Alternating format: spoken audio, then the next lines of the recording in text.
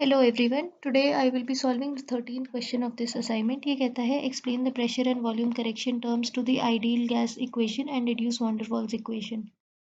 तो van der Waals equation जो हमारा आता है वो आता है हमारा ideal gas equation को करेक्ट करके. Ideal gas equation क्या है? PV is equal to nRT.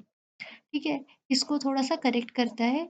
इसको करेक्ट करके हम लोग van der Waals equation एक नया equation आता है जिसको van der Waals equation कहते हैं. तो इसको स्टार्ट करते हैं कि जो काइनेटिक थ्योरी ऑफ गैसेस है ये अज्यूम करती है कि जो हमारे गैस है वो पॉइंट मासेस है, मतलब उनका वॉल्यूम नेग्लिजिबल है. नेग्लिजिबल मतलब इतना कम है कि हम लोग उसको इग्नोर कर सकते हैं. लेकिन रियलिटी में ऐसा नहीं होता है. वॉल्यूम होता है एक मॉलिक्यूल का, right, and it can not be ignored under all conditions. ये पहला अजम्पशन वैन डर वाल्स के अकॉर्डिंग है. फिर secondly kinetic theory of gases क्या अज्यूम करता है कि there are no forces of attraction और रिपल्शन बिटवीन द मॉलिक्यूल. लेकिन ऐसा रियलिटी में नहीं होता है, राइट. कोई ना कोई फोर्स ऑफ अट्रैक्शन हो गई बिटवीन टू मॉलिक्यूल्स. तो वही ये सेकेंड अजम्पशन है. ये भी वैन डर वाल इक्वेशन इसको करेक्ट करता है. तो ये दो अजम्पशंस के अकॉर्डिंग एक नया इक्वेशन बनाते हैं जिसे हम लोग कहते हैं वैन डर वाल्स इक्वेशन. दोनों अजम्पशंस को करेक्ट करके, मतलब पहला हम लोग देखते हैं वॉल्यूम करेक्शन. ठीक है, तो P V is equal to N R T. हम लोग यहाँ पर वॉल्यूम को करेक्ट कर रहे हैं. अब van der Waal realized that molecules of real gas have finite volume, and also we know that they are in constant motion. The entire volume V of the container is not available for the free movement of gas molecules. इसका मतलब क्या हुआ? For example एक container है, right. अब यहाँ पर V ideal है.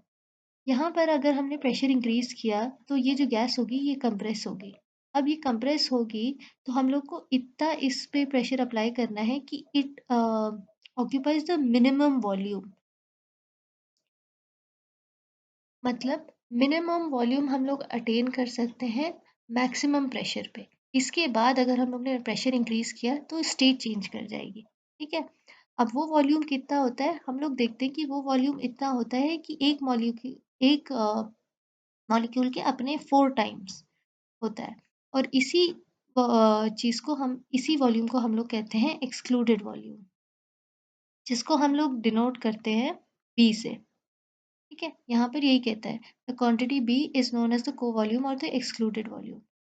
ठीक है, अब ये वाला जो हमारा एरिया है ये हमारा है वी आइडियल, राइट. और ये जो पूरा है ये वी वेसल का है, मतलब जो हमारा कंटेनर है. और ये वाला जो वॉल्यूम है इसको हम लोग कहते हैं यही जो पहले बताया था एक्सक्लूडेड वॉल्यूम, राइट. अब एक्सक्लूडेड वॉल्यूम को नंबर ऑफ मोल से अगर मल्टीप्लाई करें, मतलब इस एरिया में कितने नंबर ऑफ मोल्स है, तो ये सिंपली n इंटू बी हो जाएगा, राइट. अगर यहाँ का एक्सक्लूडेड वॉल्यूम निकालना है तो इसे simply excluded volume into the number of moles जितने हैं. तो वही चीज़ है n इंटू बी. अब यहाँ पर आप देख रहे हैं इस इक्वेशन में P V is equal to N R T में हम लोग को v को करेक्ट करना है. तो ये v क्या है? ये v आइडियल ही तो है. ये आइडियल गैस इक्वेशन है, राइट. यहाँ पर v क्या है? v आइडियल है.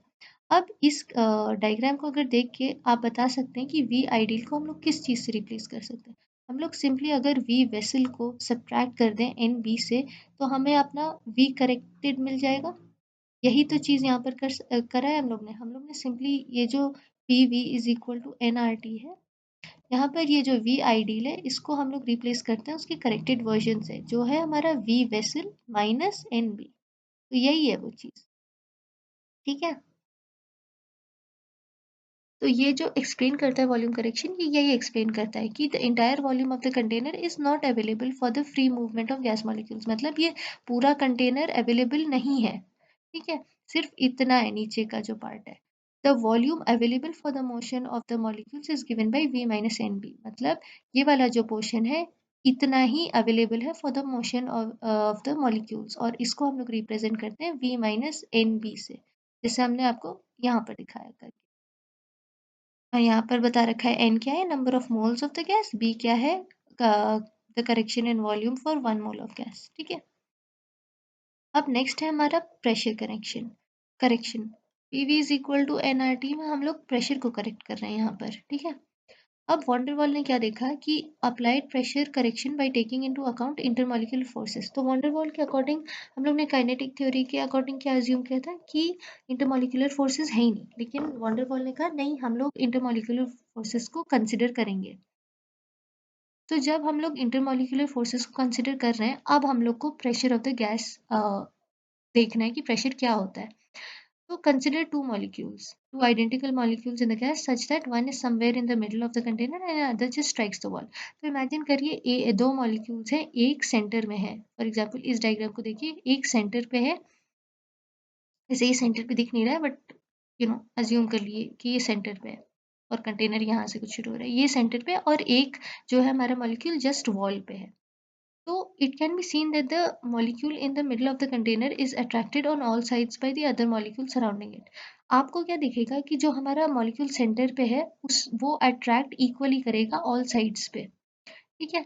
लेकिन जो मॉलिक्यूल जस्ट स्ट्राइक होने वाला है वॉल से, मतलब ये वाले मॉलिक्यूल की बात कर रहे हैं, ये वाले मॉलिक्यूल की बात कर रहे हैं. ठीक है. ये जो जस्ट स्ट्राइक करने वाला है वॉल से, इसको देखेंगे तो आप देखेंगे कि इस पे एक बैकवर्ड फोर्स लग रहा है. राइट. ये बैकवर्ड फोर्स क्यों लग रहा है? क्योंकि दूसरा मॉलिक्यूल इसको कहीं पीछे से अट्रैक्ट कर रहा होगा. फॉर एग्जाम्पल इसी को देख लीजिए, ये इसको पीछे से अट्रैक्ट कर रहा होगा, तो इस पे एक बैकवर्ड फोर्स भी तो लग रहा होगा.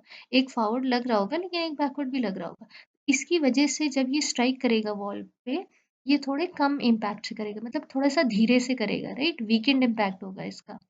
Hence, the absorbed pressure of the gas is less than the pressure exerted by the ideal gas. मतलब जब ideal equation में हम लोग देख रहे हैं, यहाँ पर जो pressure होगा वो थोड़ा सा कम होगा when compared to हमारा ideal gas का equation, ideal gas का pressure, right?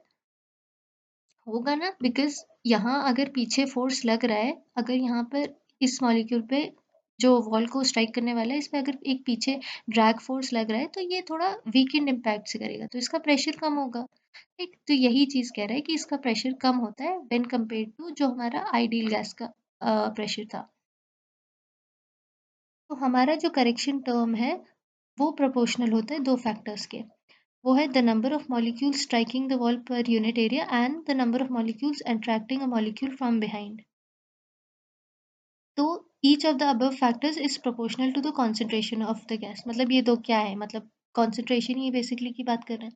तो वही कह रहा है कि जो हमारा प्रेशर है वो कॉन्सेंट्रेशन के स्क्वायर से डायरेक्टली प्रोपोर्शनल है. मतलब इन दोनों को हम लोग ने कॉन्सेंट्रेशन ही कहा है बेसिकली. ठीक है. और कॉन्सेंट्रेशन क्या होता है? It is number of moles divided by volume. अब सिंपली हम लोग कॉन्सेंट्रेशन को यहाँ पर number of moles divided by volume से रिप्लेस कर देंगे. स्क्वायर हो जाएगा. जब हमारा प्रोपोर्शनैलिटी का साइन हटेगा तो एक कांस्टेंट आ जाता है. कांस्टेंट क्या है? ए. तो यहाँ पर हमारा करेक्टेड प्रेशर का इक्वेशन मिल जाता है. आपको आई होप ये समझ में आ रहा है. ये पी करेक्शन ये वाला है, P V is equal to N R T. मतलब ये इस पी आइडियल की बात कर रहा है. इसमें हम लोग अपना प्रेशर जो हम लोग ने वॉन्डर वॉल का अज्यूम करा है वो हम लोग बता रहे हैं, जहाँ पर हम लोग ने इंटरमॉलिक्यूलर फोर्सेस को कंसिडर किया है. इसको ऐड कर रहे हैं हम लोग इस चीज़ में.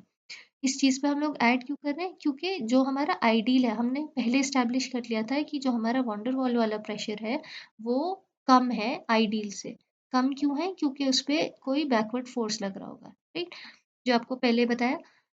अब अगर बैकवर्ड फोर्स लग रहा है और ये जो वॉन्डर वॉल वाला प्रेशर कम है और आइडियल वाला ज़्यादा है, तो आइडियल वाला हमें कैसे मिलेगा? अगर हम लोग वॉन्डर वॉल पे कोई चीज़ प्लस कर देंगे. ठीक है. अब ये जो चीज़ प्लस कर रहे हैं ये आपको यहाँ से मिल रही है. तो इसीलिए हम लोग इसको प्लस करते हैं तो हमारा पी करेक्शन मतलब पी आइडियल मिलता है. एज आप यहाँ पर देख सकते हैं P V is equal to N R T में जब हम लोग ने दोनों करेक्शन फैक्टर्स को वो सब्सटीट्यूट कर दिया तो हमारा जो नया इक्वेशन आया वो है वॉन्डरवॉल्स इक्वेशन. तो आई होप आपको ये क्वेश्चन समझ में आया एंड थैंक यू.